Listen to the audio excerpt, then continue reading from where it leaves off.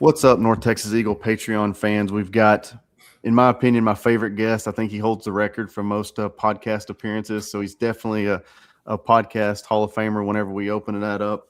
Um, Director of Athletics for North Texas, Jared Mosley. How are you doing, sir? Doing great. Always fun to be with you guys, and as long as people don't just shut you down for having me on, we'll keep coming back. No, you're definitely I would say the favorite guest on the podcast, and that's one of the questions we get the most when y'all having Jared back on. So I'm glad you're making the fans happy and found time to jump back on with us. We're excited. Always fun time of year. A lot of energy now. We had freshman convocation this afternoon, so that event kind of signifies like it's here. So we better get ready. It's full steam ahead.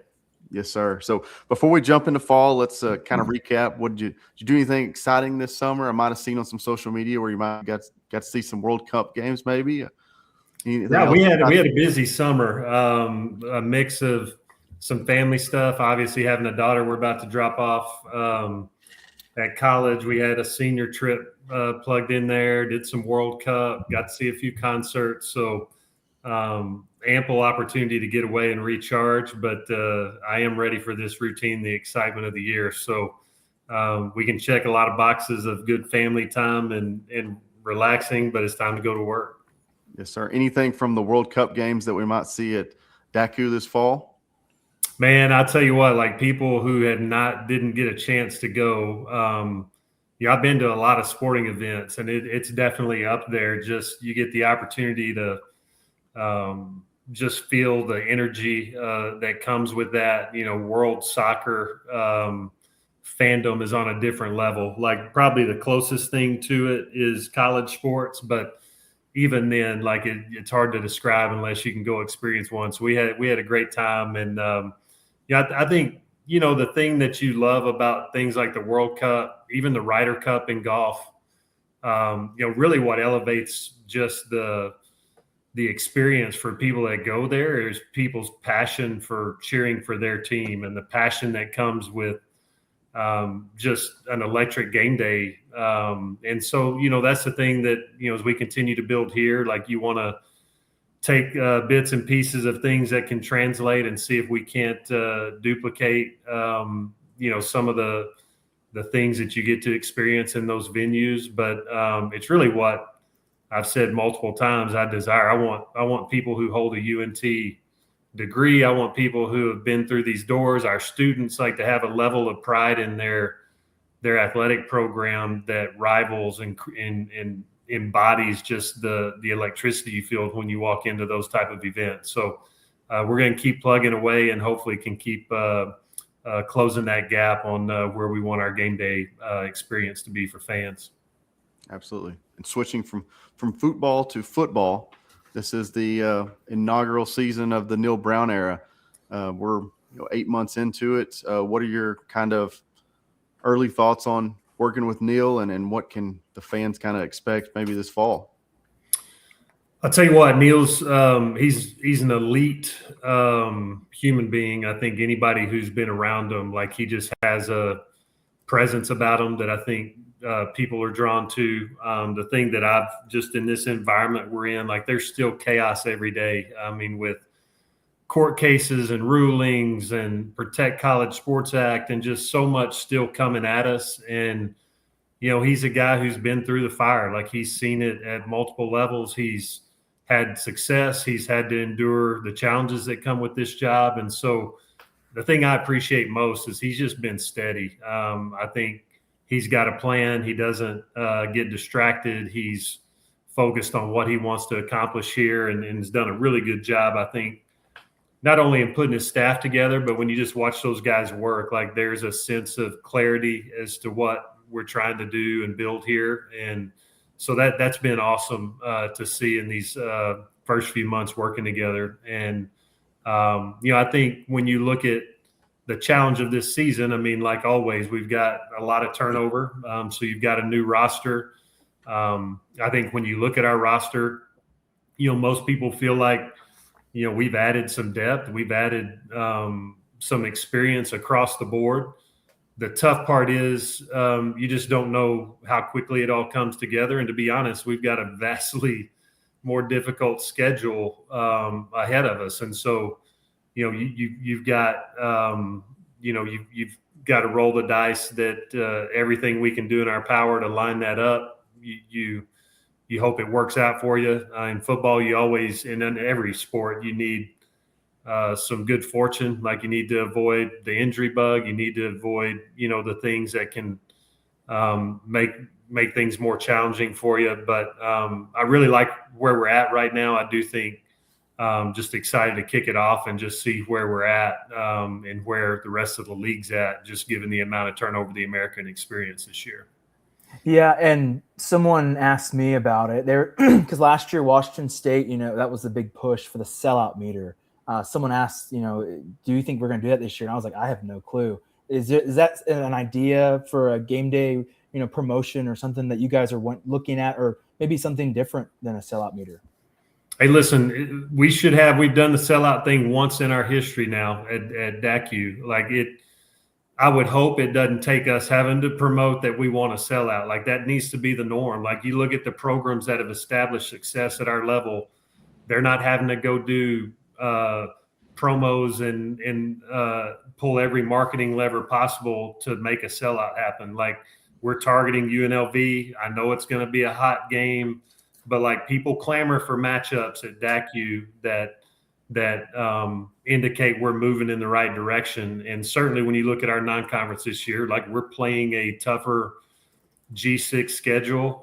And one, to be honest, like if we want to put ourselves in the conversation for the CFP, which last year we had an opportunity and came really, really close. You have to strengthen your schedule and play tough games. And, my dream here is we did one. We need to certainly do one again and do it fast, but then we need to stop trying to just do one and take our foot off the brake. Like fans we need to create and take ownership in the power that a stadium can have when it's full. And, listen, it's tough in DFW. You got a lot of things competing for time and energy. But in some regards, you just got to make it happen. It's got to be important enough for you to show up. And so I'm hopeful that we can keep clipping away, get another sellout under our belt. And, we've launched so many promos. I think you've seen a lot of them. We've got over 30 promos out for that game. We're trying to do stuff around Denton ISD and bolster support just through that relationship we've got, which has been fantastic. So you're going to see a lot of activity in the coming weeks, just as we try to build momentum going into that first home matchup. Yeah. Go ahead. Oh, I was just going to kind of touch on you mentioned scheduling and every podcast I'm on, they want to, predict the schedule and predict records and stuff. And what I've told everybody is, this team may be better than last year's team, but this is a much more difficult schedule. I mean, I don't think last year's team wins the amount of games they did with this schedule. No game's bigger than, opening week, big noon kickoff against Indiana. How big a game is that just for the North Texas brand to be on, arguably the biggest game in college football that weekend? It'll be the biggest game that weekend, and it will by far be the largest audience we've ever had, period, in our history of games being played. And so regardless of outcome, like it's one of those that I hope our alumni base takes pride in. I mean, it's a great opportunity for people to see North Texas, to learn more about North Texas, regardless of, again, the outcome of the game. It's going to be an awesome exposure moment for us. And so to have that game, certainly everything that's going to come with what they celebrate that opening game, like it's going to be just an awesome environment and experience for our student athletes and coaches to walk into. And again, like as we try to balance, we certainly want home and homes are important, but when you do have opportunities to go on the road and bolster, in this day and age of revenue share and just trying to maximize your resources, these games are important in that regard too. So it'll serve a lot of purposes for us right out of the gate. Yeah, and you mentioned having home and homes being important, and obviously a lot of North Texas fans disappointed that Texas Tech backed out. But with the changing climate in college football, for you guys as an athletic department, is that as disappointing, even though you got to schedule TCU and a lot of other games down the road? Is that as disappointing as the fans have taken it? Yeah, I mean, I think it's always disappointing, but I also, again, I would frame it in a couple of different ways. One, I think some people think it's just easy enough to say, oh, throw in contracts that there's massive buyouts. Well, that isn't how this works. Like there's two sides that have to agree to a contract, and you've got to be reasonable. I know other people say, well, if you would just start these games at home and not on the road, that it's harder for people to back out. That is true, but really what dictates that more than anything is the sequence of home and aways. And having handled our football schedule for 10 years now, like you're trying to balance a number of home and away games. So that plays a huge part in where you start and who gets the first game.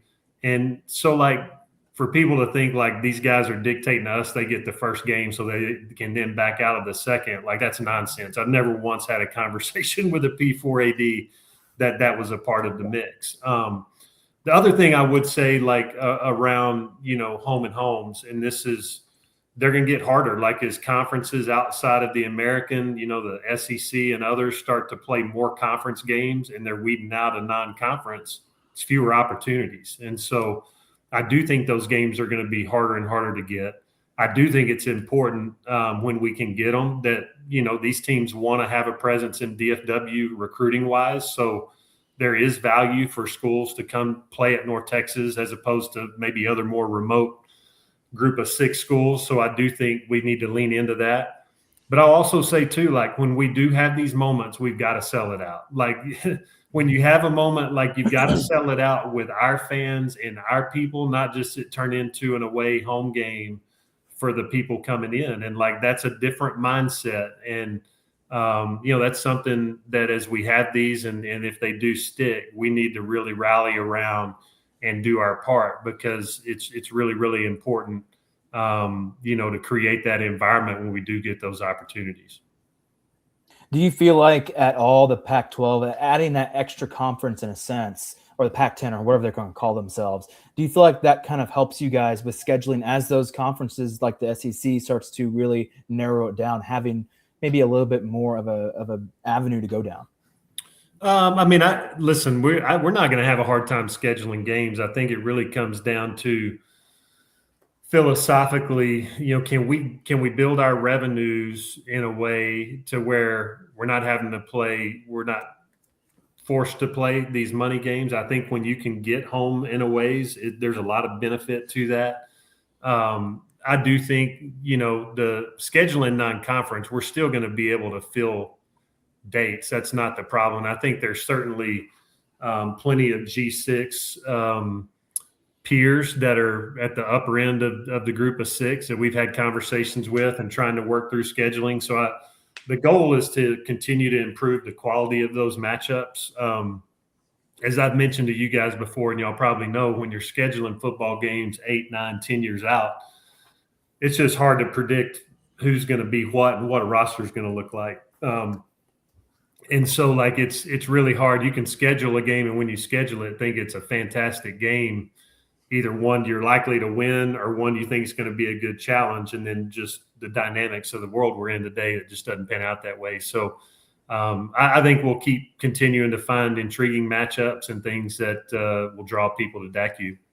I'm not sure the exact date it was set, but when Indiana was put on the calendar, I'm pretty sure nobody had it on their bingo card that they were going to be defending national champions. No, and I would argue when that one was booked too, like it was at a time when there was a lot of volatility in the coaching market, and you weren't real sure, if they might be going through a transition as well. So again, all the things you try to plan for, but you can only control the things in that exact moment, because it doesn't always play out the way we want it to. Yes, sir. So you mentioned the Protect College Sports Act a minute ago. Do you want to dive a little deeper in that, maybe for the fans listening that aren't really sure what that all is going to entail? I know it's moving to, I believe it's scheduled for consideration in the Senate 1st of September. Maybe things you like about it, things you wish it was added, or. Listen, the frustrating part is I do think it's needed. I mean, I think most people realize there are just certain things we can't do. One being you've got to be able to have some protections to enforce the rules of the organization that we've all agreed to be a part of. And that means you can't run to your state attorney generals. You can't run to the people when something's not going your way, or you have a favorable opportunity to just say, hey, we're not playing by these rules anymore. So, I mean, I think you need that structure. I get people worried about, the thing I think that's most difficult for most everybody, not just us, is just player movement. I mean, I'm all for student athletes having opportunities in a free market. I also think in the context of higher education and what we're really doing here as a part of the model of college sports, like student athletes should get a free transfer. Student athletes should have a chance to transfer again if coaches leave. But to just have a wide open market with zero rules and regulations, you've got agent protections, another important piece of this. Like, I think you've got for student athletes, they need to have some parameters around who's representing them to make sure they're qualified, and that they're not getting gouged in 15, 20, 25% marketing deals where a typical agent's making, 3 to 5%. And so, I think there needs to be some of those basic guardrails. But, the problem now that they're not coming back till September, the worry is how many more little things are people going to feel they need to try to put into this, and then it's going to get off the rails and never get to the finish line. And I think anybody who says feels like we're not addressing everything that needs to be addressed in the Protect College Sports, it's not meant to. Like, it really needs to give a framework where we can just operate without lawsuits every other day. Because right now you can't do anything. I mean, recruiting's up in the air when you get judges and other people who are coming in and saying this group of student athletes are now eligible and can go where they want to go. Like, it just disrupts everything in the cycle. And so, like, there's got to be a sense of reasonableness here. I also would say, like, I don't really care personally. You can, if people want to pay and retain and have an unlimited pool, that's fine. But, like, what's driving the cost and the values, the fact that it's just wide open. There's no contracts. We can't enforce buyouts. Like, there's just all these things that, professional sports, you probably do have to get to a place where you collectively bargain.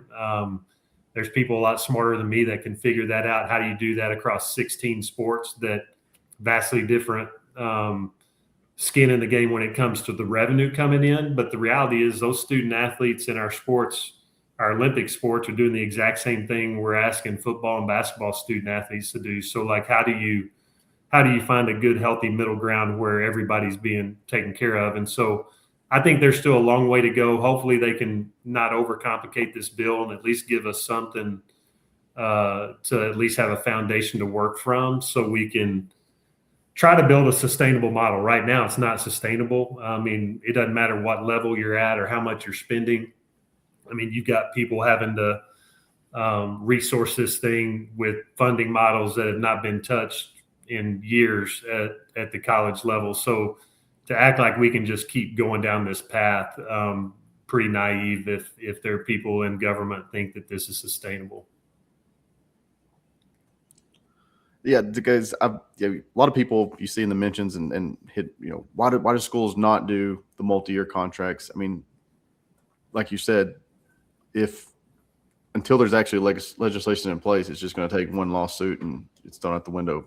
Well, and there have been some schools that have tried to recoup money in a contract, just like a coach's contract. But I would say, I think, the tough part is, and this is not, when you look at the size now, we have some student athletes who have sizable deals, but when you look at the cost to litigate, so if you have a buyout and it doesn't get paid and you decide to go litigate that to get it back, like, is it worth the time, the energy, the money compared to what the contract value is? Like, it's no different than any other time people litigate. You weigh the cost of, is this worth it in the one, public perception, two, the time and money it's going to take, and 3, is it something that you want to plant that flag, and every time from here on out, is it going to make sense to do it? It's tough because like for 90% of those of us at our level, we're not, the contract values is what student athletes are leaving here. Like the people that are getting a ton of exposure out of this new model are attorneys. Like they're making a killing. Like they're making more than student athletes are by the business model that they've been able to dive into. So it's a difficult time to like really say we're going to take a stand and do this, because like it takes a lot of time, energy, and money that, to be honest, you may never see in this environment. And I don't know if you saw what Coach Sark had to say a couple weeks ago about the revenue share being cut off, $21.3-ish million, and him having to cut players basically. I talked to general manager Aaron Joe about it, and he gave his little insight on it. But from an athletic director standpoint, what does that kind of do to you, or what do you kind of see when these bigger programs are complaining about being cut off, but this number seems to be pretty reasonable? Listen, I don't have a problem if that number is, like I said, unlimited. Like if you're the University of Texas and you can go and pay a roster, whatever it is you want to pay them without limits, like get after it. The problem is there's no other sport organization in the world where you just have unlimited, unbridled free agency every year. Like there's none. And so like that is the difference is, I don't, if we want to argue about limiting how much a student athlete can get compensated, and some schools feel like they're capped, like get after it, but like don't leverage your benefit there to just go buy. Like if you had that in all the pro sports where just the highest value team could just then go out, spend, and whip everybody, there's a reason you don't do that. It's not good for the enterprise at large. Like you create competitive parity and you want to keep people interested. So like I do think it'll be interesting to see where that lands, because I do think some type of structure around player movement settles the market in a significant way.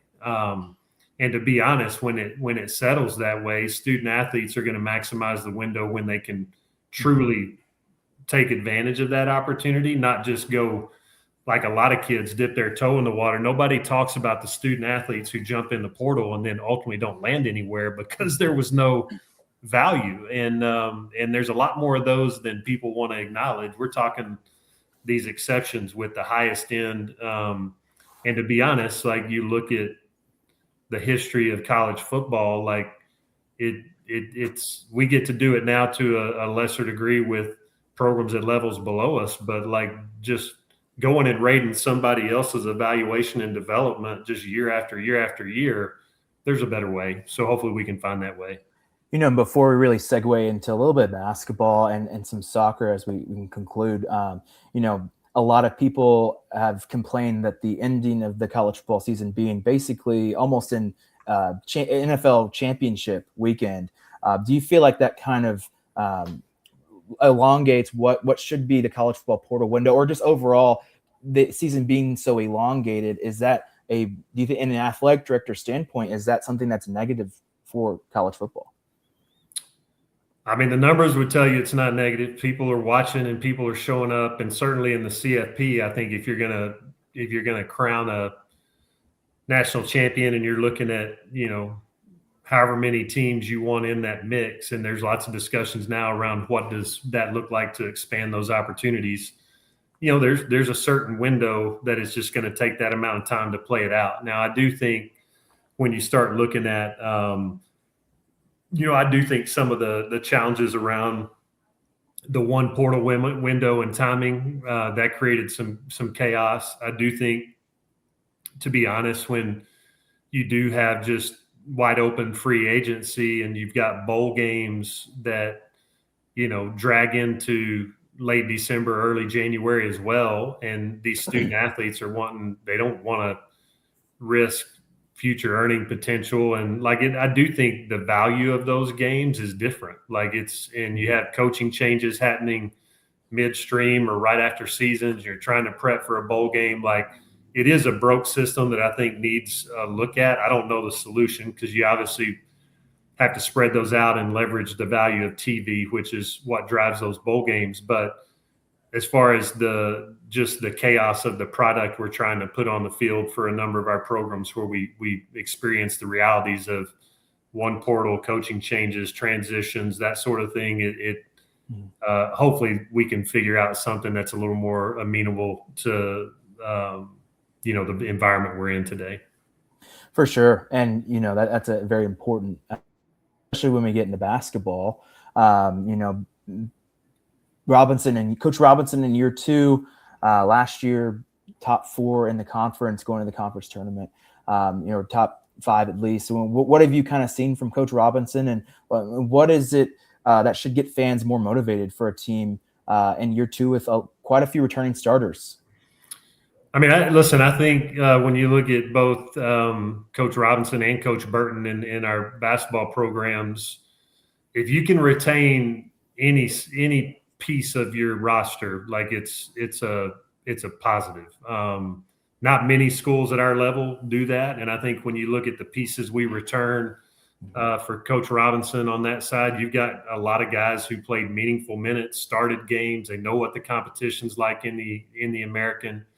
And then you got to reload. I mean, the reload game for us, like it's not new to Coach Robinson. I mean, we've been fighting this, since NIL and revenue share got going. So it's not going away. You just have to really lean in and figure out, can you retain a portion of the roster? And if you're fortunate enough to do that, then I think, it gives you a little bit of a leg up just as far as kind of building around some stability going into this tough conference. And then, I think on Coach Burton's side of things, like he's had the same results as well. I mean, he's been able to reload, find talent, bring in impact players that can play at this level. And so excited about both those programs and the opportunity they're going to have once we get later into the fall.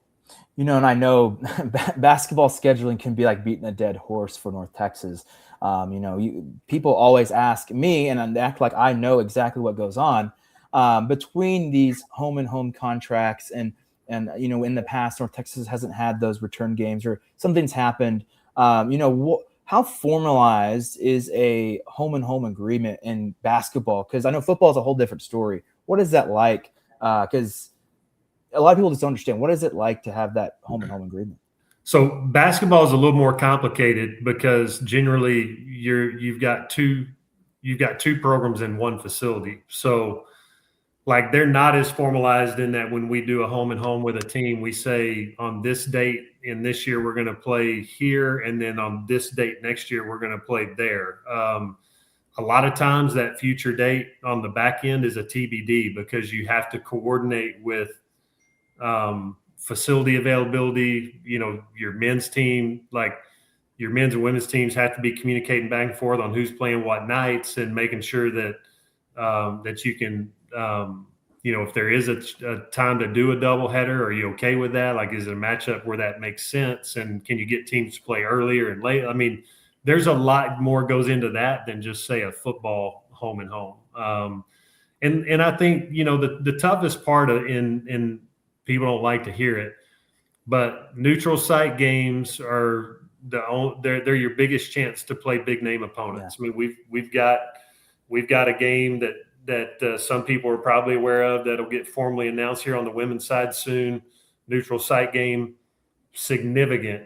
That ain't ever happening at Super Pit, and you'll never get some of these higher level teams to come play a team like ours that's going to be borderline quad 1, quad 2. If you're quad 1 and you can sustain that, they're more likely to do home and homes. But if you're in a situation where you're not, like, they just can't afford to have those road games that might be close or might mix up their resume when they get to postseason. So, like, it's just a really difficult time for programs like ours who are just right on the cusp there, despite having years of success and proving it on the court. Like, that's still a hurdle that both programs are having to overcome right now. And one that, as long as the metrics are what they are when they determine tournament teams, it's not going to change anytime soon.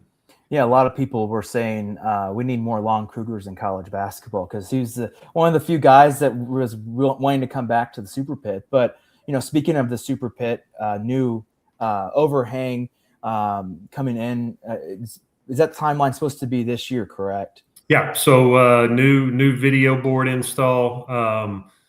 About maxed out the one we had in there, and it really excited to be able to have a higher quality product there, and certainly enhance just the game day interactions and the work our creative and broadcast teams do. So excited to have a new video board in the mix once we tip off.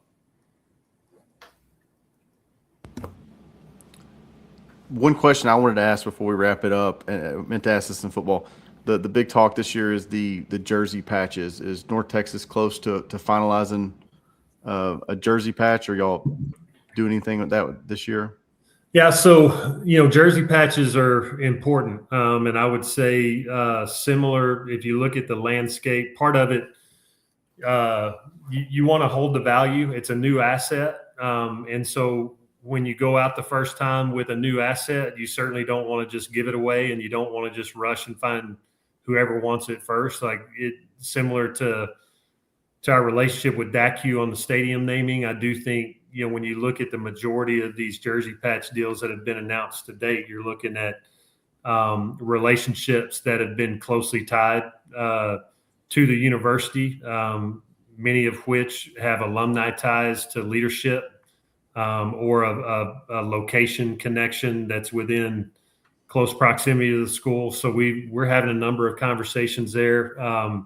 Again, would love to have something sooner rather than later, but I do think this is one that you want to get right more than you want to get it done quick. And so we're going to continue to have these conversations, and hopefully something lands soon. But again, it's next to your stadium naming rights, it's the largest asset that any of us will have. And so you definitely want to make sure that there's some alignment there with whoever you enter into an agreement with. And we certainly have some good options on the table right now, so we'll keep those going.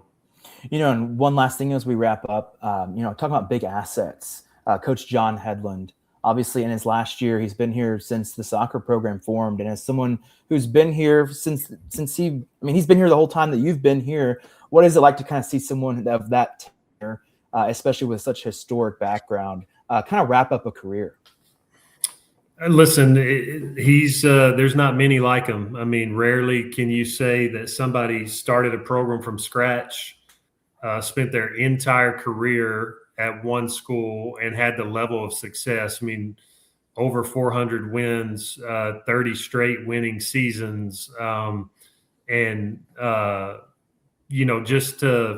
Just to watch the way that he's been able to sustain success at North Texas. And to be honest, at times when it wasn't easy, I mean, he was doing it at a period of time and across, several decades where it was a challenge competitively across the landscape of our sports programs. And so for him to have done that, I think speaks volumes. I think the thing I appreciate most about Coach Hedlund, and you guys know this with the time that you probably spent around him, like he's an extremely just humble, steady leader, but one that when you talk to former players and even the young ladies he has in his program now, like their respect and admiration for him as a coach and a mentor, and just somebody who's had an impact well beyond X's and O's and what they've won on the field. That's at the heart of what we get to do. And we talk about building champions and preparing leaders. Like, he did it at an elite level. And so we're excited to be able to take this time this season, honor him in some special ways, and certainly send him out on a high note, because he's poured a lot of blood, sweat, and tears, green blood, sweat, and tears into this program, and he's earned it. So wrap this up. You're coming up on your 4-year anniversary of being named the athletic director at North Texas. Kind of, 4 years as came and went pretty quick. Kind of in the next 4 years, what would you like to see out of North Texas athletics, or what would you call a success, or where do you want North Texas to be in the next 4 years? I guess is the best way to put it. It's what's eluded us, but like I want to get to a place where consistent success it's the norm. Like, we've had a great start in the American. I want to remind people all the time, like for all the things, sometimes I'll get in conversations and people will talk about when are we going to compete? Like we still in the first 3 years, despite being on the bottom end of building our budget and resources, which we knew was going to take time, we have the second highest winning percentage across team sports. Second highest. Second to the team that's doubling everybody else up in budget and resources right now. So there's a lot to be proud of, a lot to be excited, but we want to sustain that. Like we want to continue to put winning teams and winning product on the field. I think success for me is every year our season ticket number, our donor number, our viewership on TV, the people engaging with us online, like as long as that stuff is ticking up, that'd be a success. It's our greatest. There's not a lever one that we could pull that could mean more for this program long term than getting more people in the boat. Like considering our alumni base, we have probably one of the least active donor and alumni bases when you look at sheer number of people that are in the boat with us and those that call themselves alumni. And so we figure out the solution there to get everybody in the boat. And that's not, our team certainly has got to do our part, but like really anybody who calls themselves a fan or alum, 10 people, you need to be squeezing them every day to buy a ticket or write a check to the scholarship fund or get involved with a capital campaign.